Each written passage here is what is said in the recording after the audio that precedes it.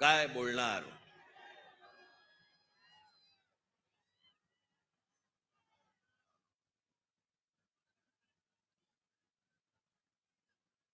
जवळपास 5 वर्षानंतर या खास करून महाराष्ट्रामध्ये निवडणुका होत आहेत.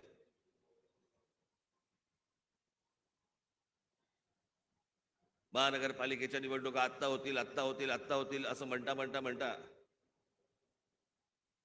अजूनही होत नाहीयेत.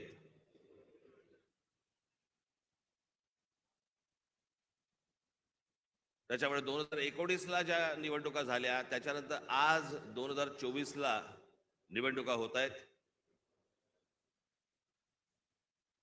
आणि सगळे आचारसंहितावाले सगळे जागे झालेत.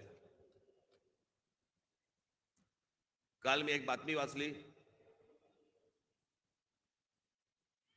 की आचारसंहितेसाठी म्हणून निवडणुकीसाठी म्हणून महानगरपालिकेची जेवढी हॉस्पिटल्स आहेत तिकडचे डॉक्टर्स आणि नर्सेस यांना निवडणुकीच्या कामावरती जुंपवलंय.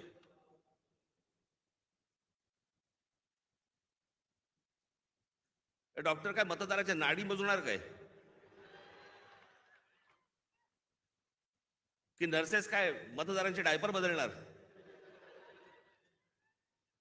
ज्याच्यासाठी म्हणून त्यांची नेमणूक केलेली आहे, ज्या रुग्णांसाठी म्हणून नेमणूक केलेली आहे तिथे ते नसावेत का?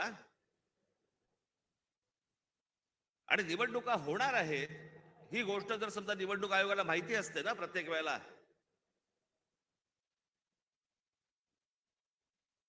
एक पॅरलल फळी का नाही उभी करत तुम्ही? दरवेळेला आपले काहीतरी शालेय शिक्षक घ्यायचे, नर्सेस घ्यायच्या, डॉक्टर्स घ्यायचे, हे कुठचे उपद्व्याप?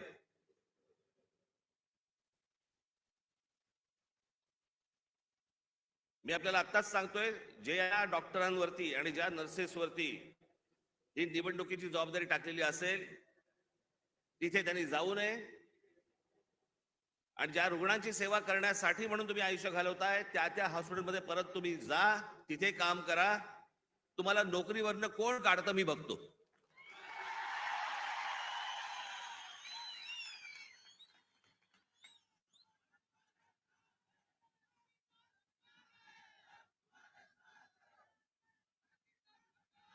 आज सगळेजण तुम्ही महाराष्ट्राच्या कानाकोपऱ्यातनं सर्वजण आलात.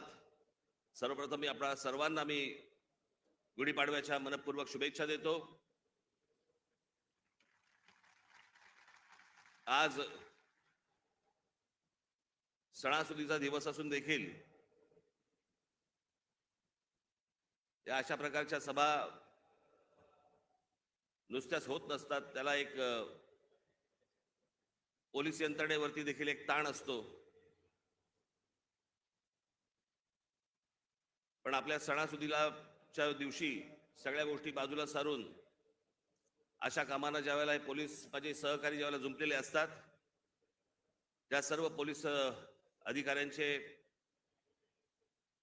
माझे कॉन्स्टेबल माता भगिनी यांची मी दिलगिरी व्यक्त करतो की त्यांना या सगळ्या याच्यामध्ये काम करावं लागतंय. पण तुम्हालाही मनपूर्वक गुढीपाडव्याच्या मनपूर्वक शुभेच्छा.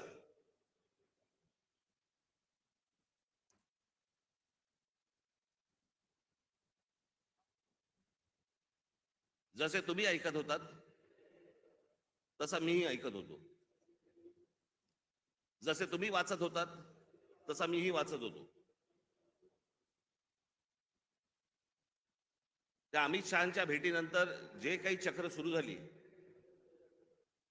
बरं हे आमचे बांधव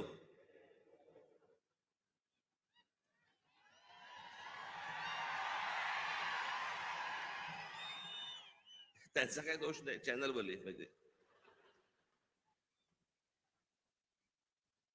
रोजची चॅनल्स, त्याला मी एक नाव ठेवलंय, आज मला असे वाटते. लोकांना विचारायला कशाला पाहिजे? राजकारणाला विचारायला कशाला पाहिजे? दे ठोकून आपली बातमी.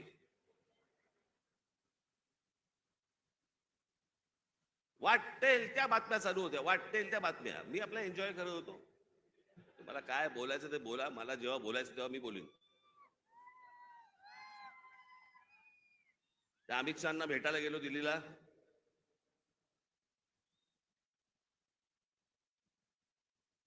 बरं तिथे अमित शहाना भेटीच्या वेळेला कोण? अमित शहा आणि मी.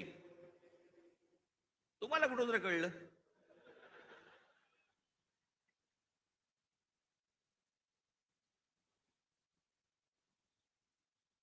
मी तिकडे दिल्लीला पोहोचलो काय, राज ठाकरेंना 12 तास थांबायची वेळ आली. अरे गधड्या, दुसऱ्या दिवशीची भेट होती. 12 तास थांबायची कुठून आली? आदल्या दिवशी पोहोचलो तिथे रात्री.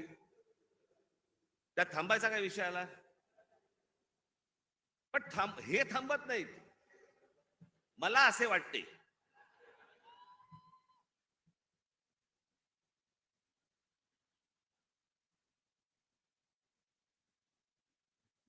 तिकडे काही पत्रकार मला भेटले. मला बोलले साहेब कधी भेटायचं? म्हटलं मला नाही भेटायचं. माझ्याकडे आता सांगण्यासारखं काही नसेल मी काय सांगू? मला सांगा काय बोलू तू? म्हणून मी नाही म्हटलं. मी भेट झाली, तिकडनं विमानतळावरती आलो. इथून जाताना पण वो देखो जा रहे हैं.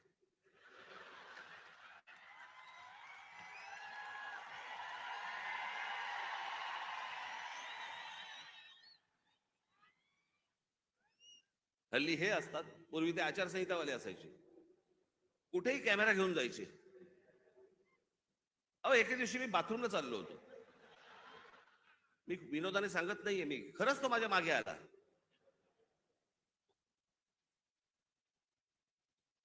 म्हटलं पुढे काय करायचं ठरवलंयस?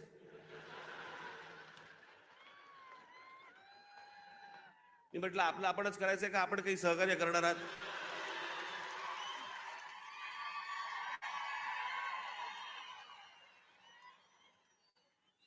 कुठे जरा मोकळीक म्हणून नाही. मी इथे माझ्या इकडे घराच्या बाहेर पत्रकार बिचारे ते बसलेले असतात, त्यांना काही.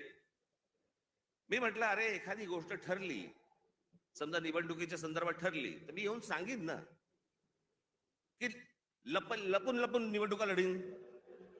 कोणाला सांगू नको, मतदारांना कळवू नको मी निवडणूक लढवतोय. म्हटलं अरे जर समजा काही ठरलं तर पत्रकार परिषद घेईन, भाषण करीन, येऊन सांगेन की बाबा असं असं अशाच्या गोष्टी ठरल्या आहेत. मग त्यांच्या लक्षात आलं की आता अमित शहाच्या भेटीनंतर काय होत नाहीये, पुढे काही मिळत नाही आपल्याला. मग आपण तो एपिसोड कसा पुढे न्यायचा, मला असे वाटतेचा. मग राज ठाकरे शिंदेच्या शिवसेनेचे प्रमुख होणार. अरे मूर्खांनो, मला जर व्हायचं असतं तेव्हाच नसतो झालो.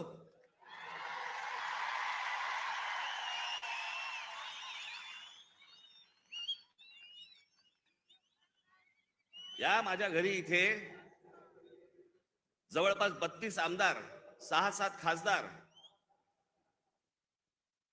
आपण एकत्र बाहेर पडू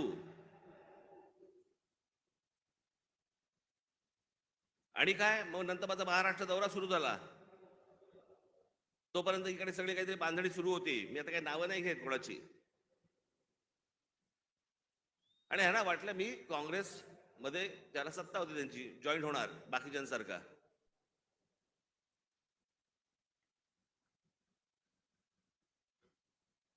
मी त्याला पहिल्यांदाच सांगितलं, म्हटलं मला पक्ष फोडून कुठचीही गोष्ट करायची नाही.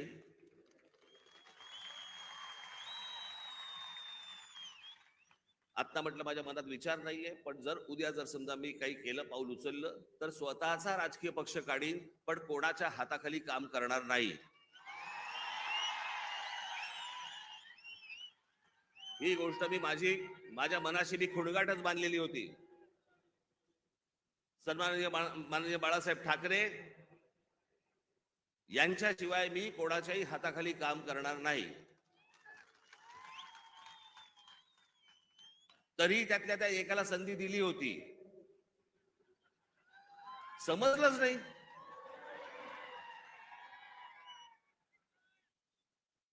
जाऊन दे, पण तो झाला भूतकाळ. त्याच्यामुळे असल्या कोणत्याही गोष्टींवरती तुम्ही विश्वास ठेवू नका. मी कोणत्याही शिवसेनेचा प्रमुख, अध्यक्ष काही होणार नाही. मी जे अपत्य जन्माला घातलेलं आहे महाराष्ट्र नवनिर्माण सेना, याचाच मी फक्त अध्यक्ष राहणार.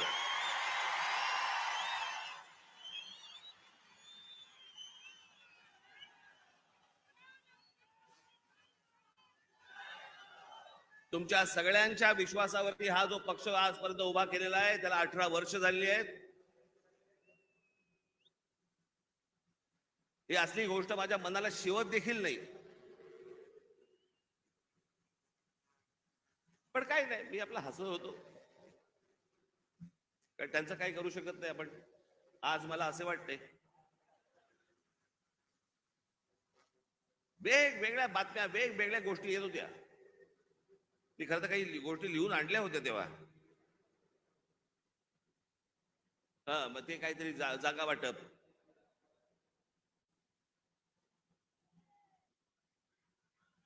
जागा वाटपाबद्दल चर्चा झाली. पण मी तुम्हाला खरं सांगू ना, मी शेवटचा जागा वाटपाच्या चर्चेला जो बसलो होतो 1995 साली, त्याच्यानंतर मी आजपर्यंत जागा वाटपाच्या चर्चेला मी कधी बसलो नाही. त्याच्यामुळे माझं टेम्परामेंटच नाही. 2 तू घे, 4 मला दे, मग ही नको ती तू घे, तू ही घे, मग मला इथे सरकव, मग ह्याला इथे. मला ते जमत नाही, माझ्याकडनं होणार नाही, माझ्याकडनं जमणार नाही.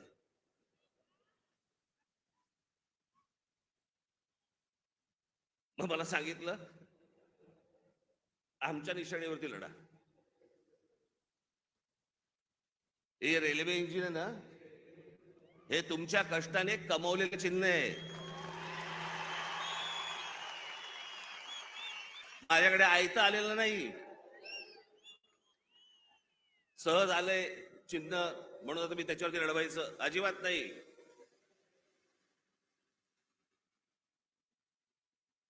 चिन्हावरती कॉम्प्रोमाइज होणार नाही.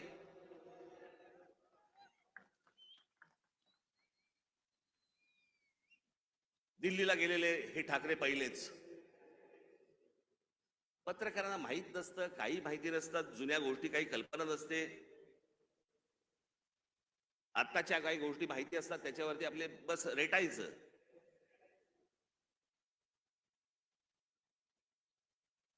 एकोणीसशे साली मी तुम्हाला मुद्दामून सांगतो, 1980 साली माननीय बाळासाहेब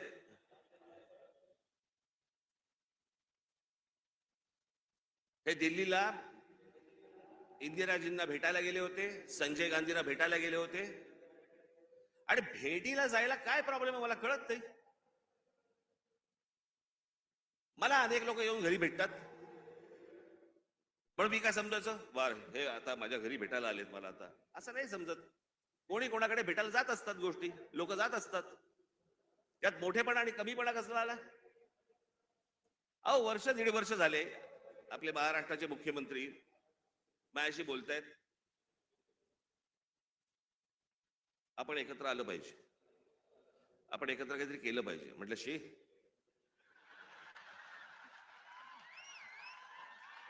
म्हटलं काय केलं पाहिजे?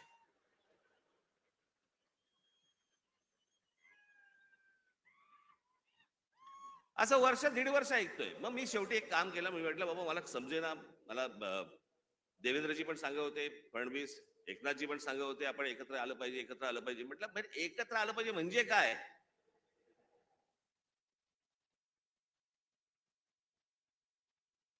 आणि मग त्याच्यात हे सगळे विषय निघाले. मग मी अमित शहाना फोन केला, म्हटलं मला जरा भेटायचं तुम्हाला, हे काय मला चाललंय मला समजत नाहीये, एकदा आपल्याशी बोलून मला काय नक्की ह्यांचं म्हणणं आहे ते मला एकदा कळलं पाहिजे.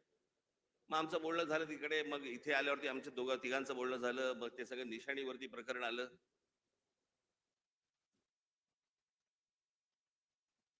मग लगेच सुरू झाले एका भेटीत, एका दौऱ्यात. मग आता त्या लाव रे तो व्हिडिओचं काय होणार? मी तुम्हाला पहिली गोष्ट एक सांगतो, थोडीशी पार्श्वभूमी देतो.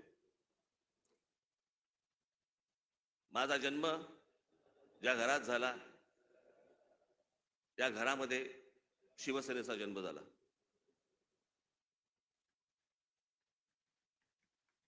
मी पहिल्यापासून जे पाहत आलो ती माननीय बाळासाहेबांची शिवसेना पाहत आलो. लहान असल्यापासून त्यांच्याबरोबर हिंडलो, फिरलो, अनेक ठिकाणी गेलो, अनेक सभांना गेलो, चॅलेंज सभांना गेलो.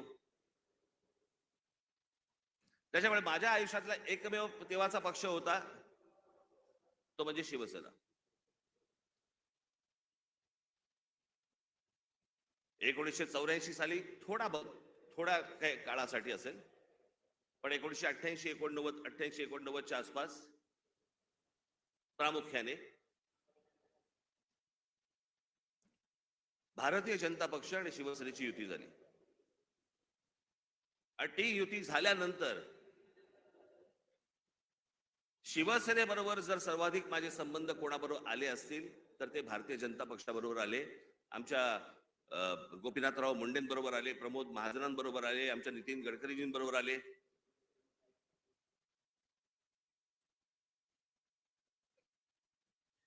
आणि ह्यांच्या बरोबरचे जे माझे संबंध होते हे राजकारणाच्या पलीकडचे पण होते.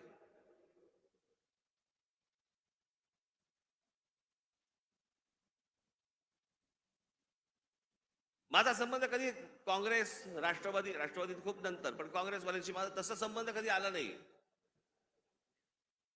भेटी होत्या, म्हणजे पु ल देशपांडेंच्या भाषेत सांगायचं तर काँग्रेसवाल्यांबरोबर भेटी होत्या, पण गाठी पडल्या त्या भाजपवाल्यांबरोबर.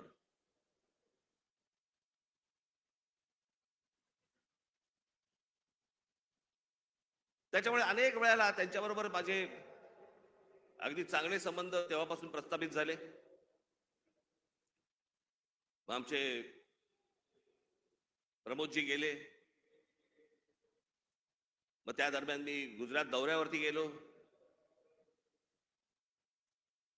नरेंद्र मोदी यांच्याबरोबर माझे संबंध प्रस्थापित झाले. मी गुजरात पाहिला,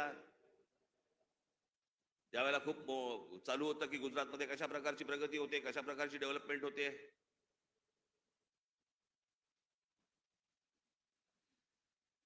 आणि ती सगळी प्रगती, सगळी ती डेव्हलपमेंट मी पाहत होतो. मला माहिती होतं. मी त्याच्यानंतर मी जेव्हा मी महाराष्ट्रामध्ये जेव्हा आलो, मला पत्रकारांनी प्रश्न विचारले, कसं वाटलं गुजरात? म्हटलं गुजरात डेव्हलप होतंय, पण महाराष्ट्र खूप पुढे आहे.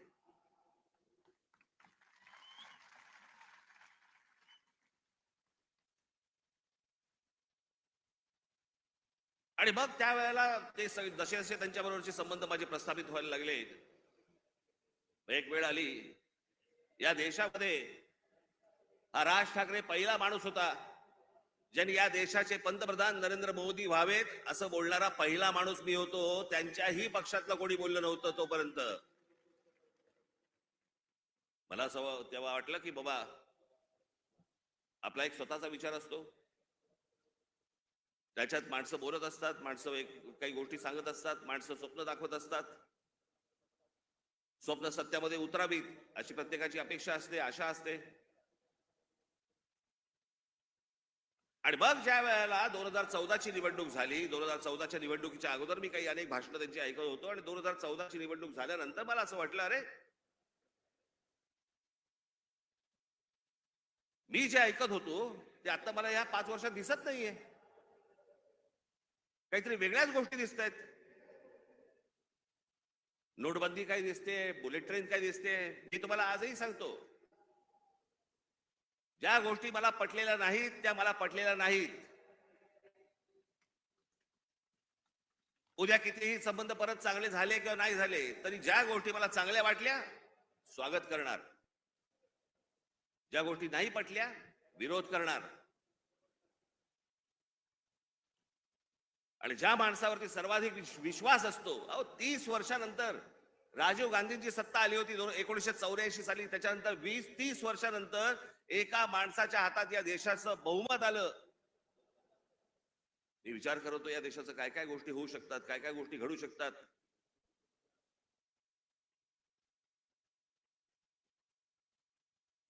ज्यांचा संबंध नसतो ना तुमचा, त्यांच्याकडे तुम्ही दुर्लक्ष करता, 2 शिव्या असताना दुर्लक्ष करता. पण ज्यांच्यावरती प्रेम असतं, ज्यांच्यावरती विश्वास असतो, त्याला ज्या वेळेला कुठेतरी तडा जातोय असं दिसायला लागलं तर तो जो राग आपला असतो, तो राग, आणि माझा राग तर टोकाचा आहे. मी महाराष्ट्रावरती प्रेम करतो, महाराष्ट्रातल्या मराठी माणसांवरती प्रेम करतो, महाराष्ट्रातल्या मराठी भाषेवरती प्रेम करतो, टोकाचं प्रेम करतो. तसं एखाद्यावरती मी जर विश्वास टाकला तर मी टोकाचं प्रेम करतो.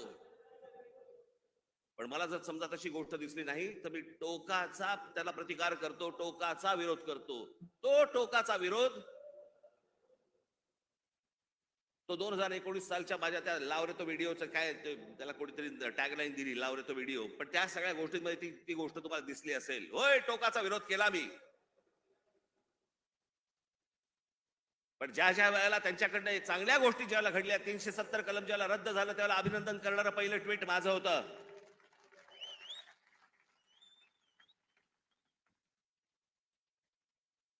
गेल्या 5 वर्षामध्ये ज्या गोष्टी चांगल्या गोष्टी घडलेल्या आहेत त्याचं अभिनंदन केलंय, स्वागत केलेलं आहे.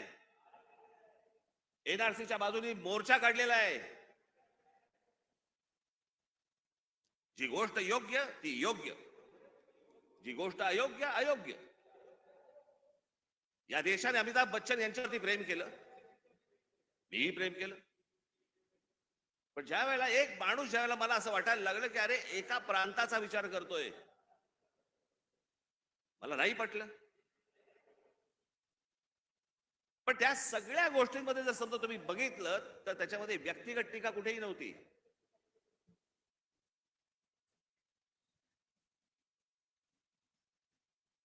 आज उद्धव ठाकरे आणि संजय राऊत ज्या प्रकारची टीका आज नरेंद्र मोदी आणि भारतीय जनता पक्षावरती करतायत, तशी माझी टीका नव्हती. मला काही नको होतं. मला मुख्यमंत्री पद मिळालं नाही म्हणून मी विरोध नाही केला. मला भूमिका पटली नाही म्हणून मी विरोध केला.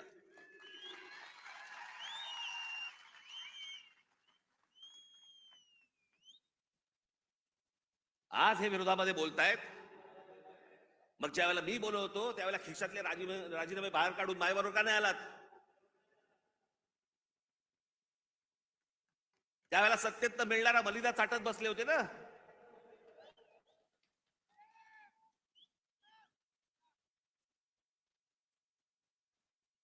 आज ह्यांना या गोष्टी सुचतायत. याचं कारण तुमचा पक्ष फुटला म्हणून, याचं कारण तुम्हाला सत्तेत हाकलवलं म्हणून, तुमच्या स्वार्थासाठी म्हणून या सगळ्या गोष्टी तुम्ही केल्यात. मी त्या गोष्टी नाही केल्या. मला भूमिका नाही पटली म्हणून मी विरोध केला. मला त्याच्या बदल्यात काही हवं होतं म्हणून नाही विरोध केला.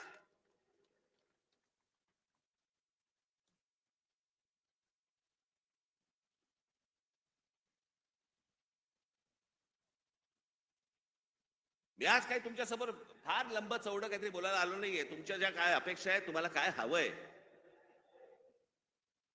ते सांगण्यासाठी आणि मांडण्यासाठी म्हणून मी तुमच्या समोर आलोय आज.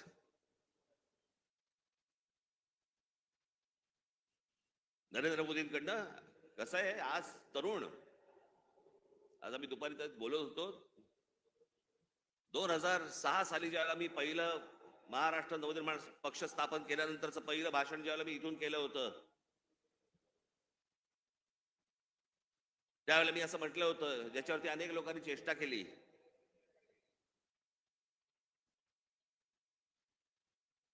मी म्हटलं होतं की माझ्या महाराष्ट्रामधला शेतकरी हा जीन्स घालून ट्रॅक्टरवरती बसलेला मला शेतकरी मला अपेक्षित आहे, हवा आहे भविष्यात.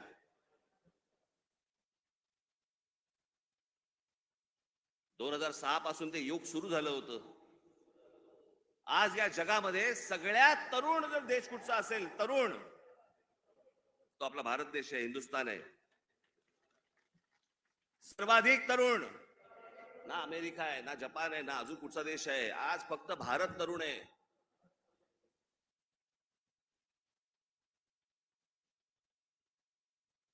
या तरुणांना, या तरुणींना शिक्षणाची गरज आहे, चांगल्या शिक्षणाची गरज आहे, तंत्रज्ञानाची गरज आहे, उत्तम नोकऱ्यांची गरज आहे, उत्तम व्यवसायाची गरज आहे, त्याच्यासाठीच्या मार्गदर्शनाची गरज आहे. त्याच्यासाठी म्हणून राज्य सरकार आणि केंद्र सरकारने आता काम केलं पाहिजे. आम्ही तेच बोलतो. आता जवळपास 18 वर्षातली निघून गेली, उरली फक्त 10 वर्ष. 10 वर्षानंतर हा देश पुन्हा वयस्कर व्हायला लागणार. तरुणांची संख्या कमी होणं माझी नरेंद्र मोदी यांच्याकडनं आज अपेक्षा आहे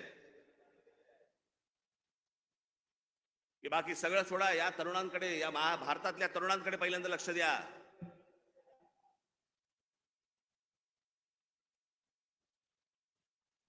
हेच ते फ्युचर आहे, हेच ते भविष्य आहे.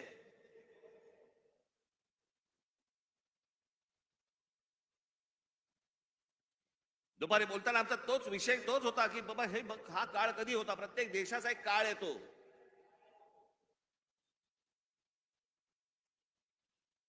जसं जपानमध्ये एक काळ आला. जपानमध्ये ज्यावेळेला काळ आला त्यावेळेला तिकडे त्या अनेक कंपन्या उभ्या राहिल्या. सोनी पासून होंडा पासून काय काय अनेक गोष्टी सगळ्या उभ्या राहिल्या.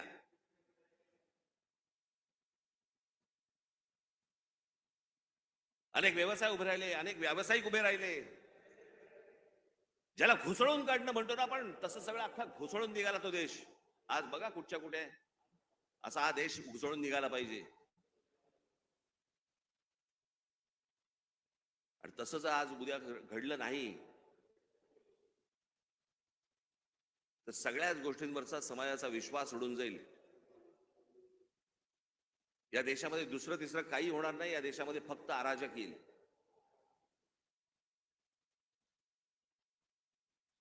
जर नोकऱ्या उपलब्ध झाल्या नाहीत, जर व्यवसाय उपलब्ध झाले नाहीत, लोकसभेमध्ये सांगितलं गेलं की या देशामधले लोकसभेमध्ये सांगितलं गेलं की या देशामध्ये जवळपास 6 लाख उद्योगपती व्यापारी हे हा देश सोडून गेले.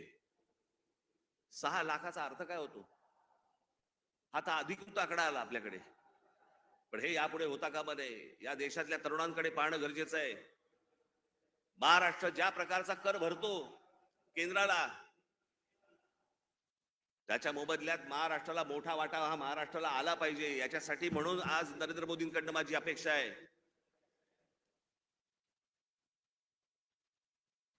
अनेक गोष्टींची अपेक्षा आहेत. पुढचं काय 5 वर्षात काय घडतंय, ही निवडणूक, येणारी लोकसभेची निवडणूक या देशाचं भविष्य ठरवणार आहे.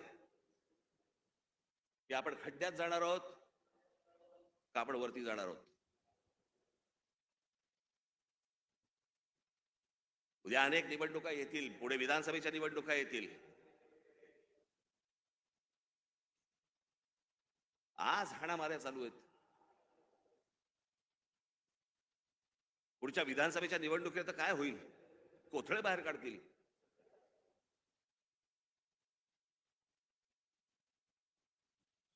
याचं कारण मी मागच्या तुम्हाला आठवतं, मी बोललो होतो तुम्हाला इथेच गेल्या वर्षीच्या सभेमध्ये का त्याच्या गेल्या वर्षी सभेमध्ये तर आठवत नाही. महाराष्ट्रात कॅरम चुकीचा फुटला गेलाय. कोणाच्या सोंग कोणाच्या भोगात आहेत तेच कळत नाही.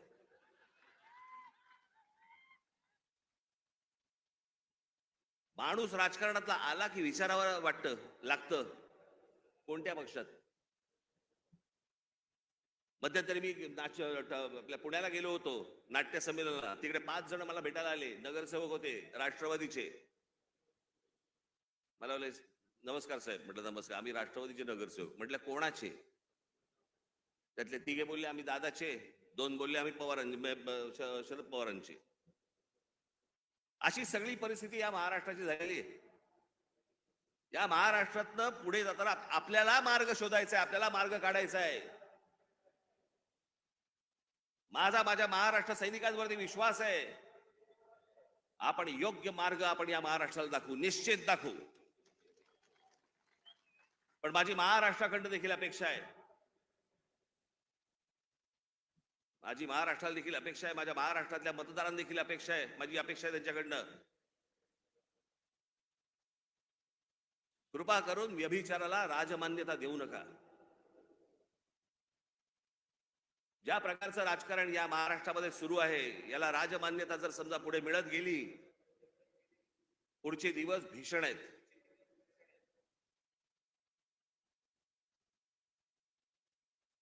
पण या आजच्या सगळ्या परिस्थितीमध्ये जेव्हा सगळ्या बाजूनी मी जेव्हा पाहतो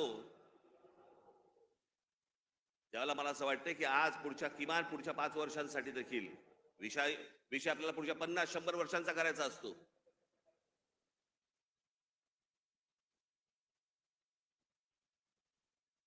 पण इथे ज्यावेळेला मी बसलो होतो, ज्यावेळेला देवेंद्र फडणवीस आणि मुख्यमंत्र्यांबरोबर, त्याच्यानंतर माझं आणि देवेंद्र फडणवीसांचं बोलणं झालं आणि मी म्हटलं की मला नको ते. म्हटलं तर मला त्या वाटाघाटी मला पाडू नका याच्यामध्ये.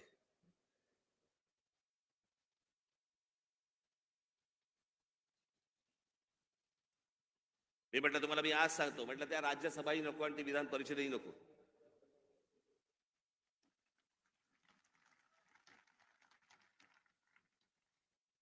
पण या देशाला चांगल्या खंबीर नेतृत्वाची गरज आहे, ज्याच्याकडनं माझ्या अपेक्षा आहेत त्याही पूर्ण झाल्या नाही तर राज ठाकरेंचं तोंड आहेच. पण या पुढच्या काही भवितव्यासाठी म्हणून खंबीर नेतृत्वाची गरज असताना म्हणून मी त्यांना सांगितलं मला काही अपेक्षा नाहीयेत. महाराष्ट्र नवनिर्माण सेना, भारतीय जनता पक्ष, शिवसेना आणि एनसीपी, परंतु फक्त नरेंद्र मोदींसाठी बिनशर्त पाठिंबा देत आहे हे मी आज आपल्या समोर सगळ्यांसमोर जाहीर करतो. आणि माझ्या गावागावातल्या सगळ्या